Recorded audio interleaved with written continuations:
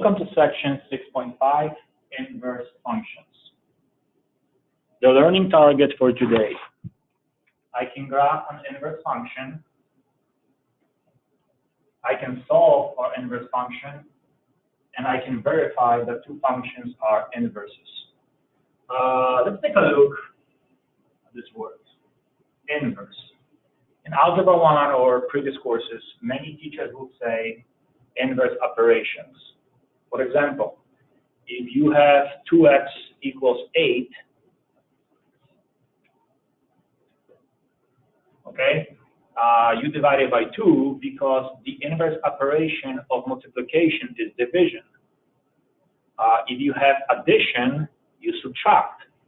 If you have second power, like x squared is equal to 16, how do you get x by itself? You take a square root of both sides. In other words, they're called inverse operations. So inverse is basically like undo things. Okay? So what is an inverse function? An inverse function is a function that reverse or undo the action of the other function, the opposite. Okay? So the inverse function will reverse the operations. Notation. It's f negative 1 to the x power. Okay? And we read this f inverse of x. So this negative 1 means inverse. It doesn't mean to negative first power, because soon we will study negative exponents, and that is something else. So this means inverse of x. So let's take a look at some examples.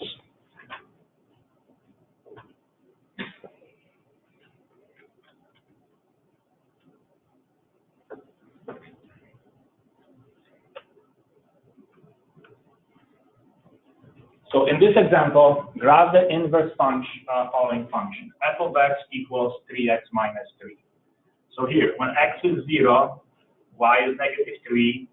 When x is 1, 2 times 1 is 2, 2 minus 3 is negative 1. So I am giving you the order pairs. Now let's plot them. 0, negative 3 would be here. 1, negative 1 would be here. 2, 1 would be here. 3, 3 would be, over here. Let me erase this. So 3, 3 would be in first quadrant over here. And then I have 4, 5, which will be over here. Okay? So f of x equals 2x minus 3 would be this blue line. Okay? Now, how do I graph the inverse? So the most important step is to find points of the inverse of that function, switch x and y. Again, switch x and y. And this is probably the most important thing you will learn in this class today. Okay, switch x and y. So if you look at the first order pair, 0, 3, if I switch it, I get negative 3, 0. The second point, 1, negative 1. If I switch it, I got negative 1, 1. So all I did is I switched x and y. Now let's change the color and let's graph the inverse in green, in red. So negative 3, 0 would be over here. Negative 1, 1 is here. 1, 2 would be here. 3, 3 would be here, and 5, 4 would be over here. 1, 2, 3, 4. 3, 3 would be here. I made a mistake. And 5, 1, 2, 3, 4, 5, 4 would be over here. So now I will connect the blue dot, the red dots, and this is the graph of the inverse function. Now, I don't know if you noticed, but the two lines, the blue line and the red line, they are symmetrical with respect to y equals x. Okay? Y equals x is a diagonal that looks like this.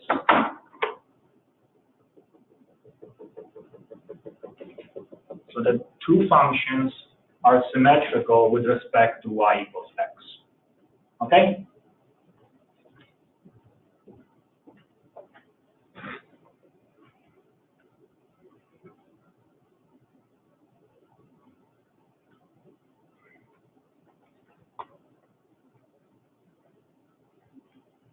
So next thing we'll learn is solving for the inverse of a function. So if I give you this example, f of x equals 2x minus 3, and I ask you to find f negative 1 of x, which is technically read as the inverse of x. So how do I do this? Okay, first thing, we don't want to use the function notation f of x. We'll call this y. Okay, and y equals mx plus b in algebra 1. Later, you remember you replace y with f of x, mx plus b. So you can always do this. Okay, you can always replace y with f of x. Second step, you will switch x and y, just like in the other example. Okay?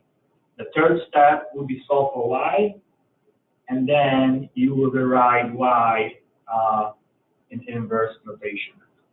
So let's take a look and try one example.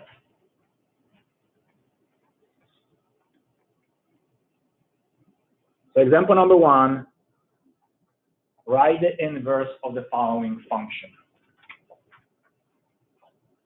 So step number 1 is replace f of x with y.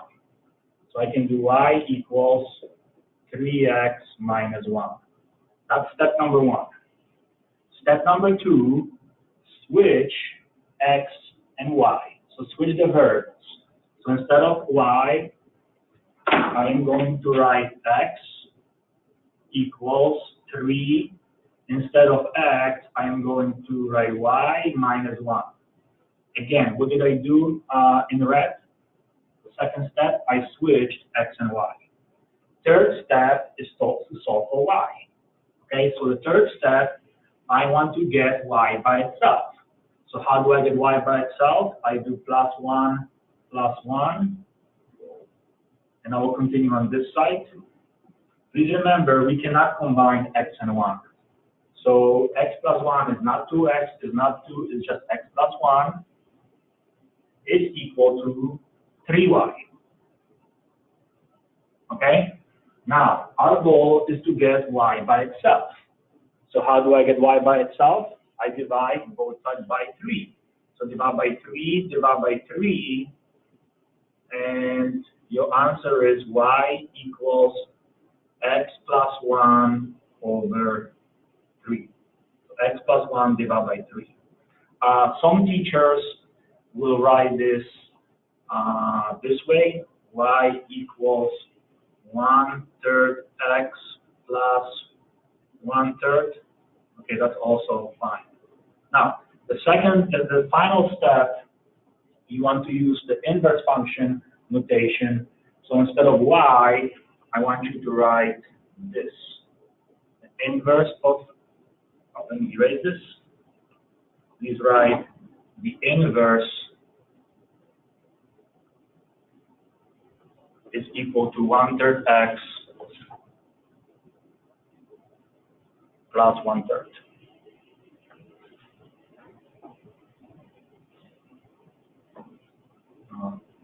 Inverse is equal to 1/3 x plus 1/3. Okay?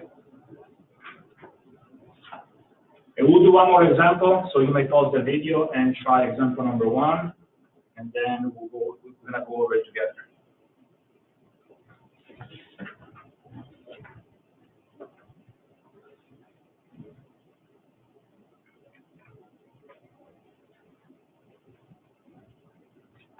So, with example number 1, step number 1, replace f of x with y. So y equals 2x minus 8 divided by 3. The second step is switch x and y. So I get x equals 2y minus 8 divided by 3. The third step is to solve for y, or in other words, get y by itself. Now, one way to do this is to actually use proportion. So I can put x over 1 and I can cross multiply. Okay? So x times 3 is 3x, and 1 times 2y minus 8 is 2y minus 8. And how do I get y by itself? Plus 8, plus 8. I will continue on the right side. So you have 3x plus 8 is equal to 2y. Last step, divide both sides by 2. Okay, so your final answer would be y is equal to 3 half x. And please remember, 8 over 2 is equal to 4. Okay? What I want you to do at the end is to replace y with the inverse notation function. So instead of y, you can write inverse of x. So your final answer should be inverse of x is equal to 3 half x plus 4. Okay? 3 half x plus 4.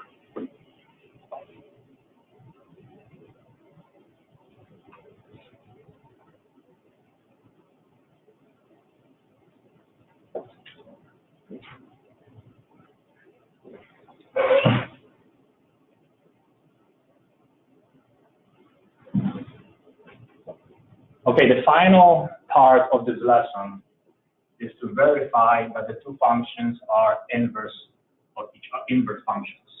So to prove that two functions are inverse of each other, you use function composition, okay? So that's what we learned in section 6.4. If the following is true, then the functions are inverses of each other.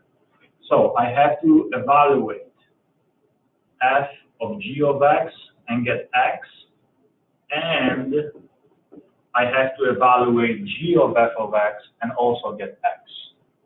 Okay, so I have to do two things.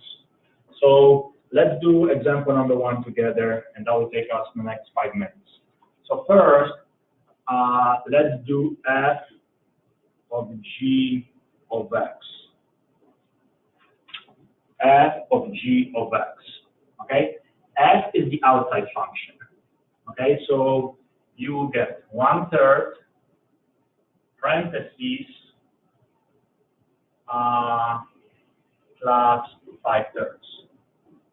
And I'm going to change the columns now. Okay, in parentheses here, I want to write g of x. But what is g of x?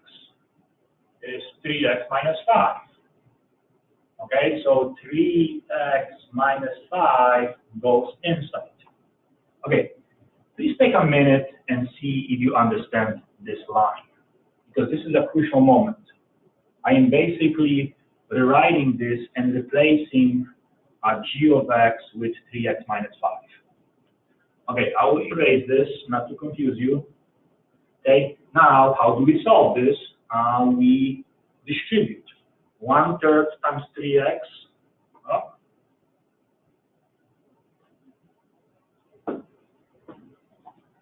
1/3 times 3x would be equal to x.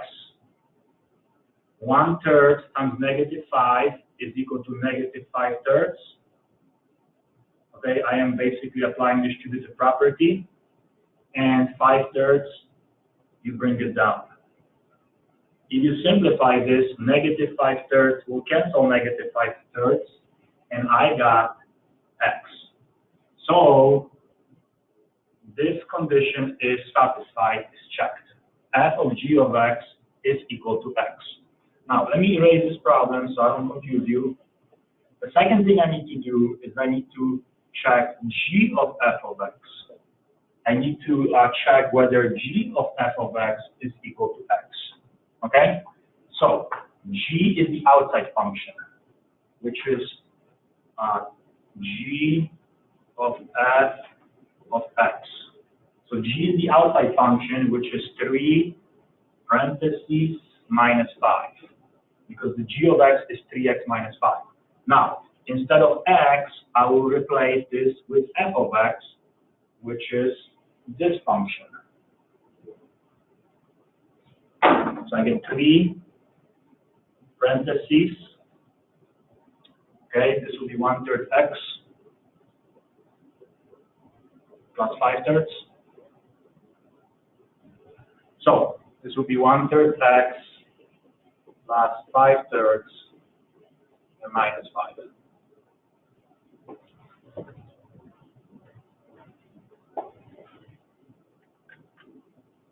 Let's distribute. 3 times 1/3 x is x. 3 times 5/3 is 15/3, which is 5. And minus 5.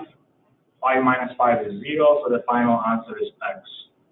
So the final answer is, are the two functions inverses of each other? And the answer is yes. Why is yes? Because g of f of x is equal to x, and f of g of x is equal to x. So the answer is yes, they are inverse functions. Thank you for watching this video. Have a good day.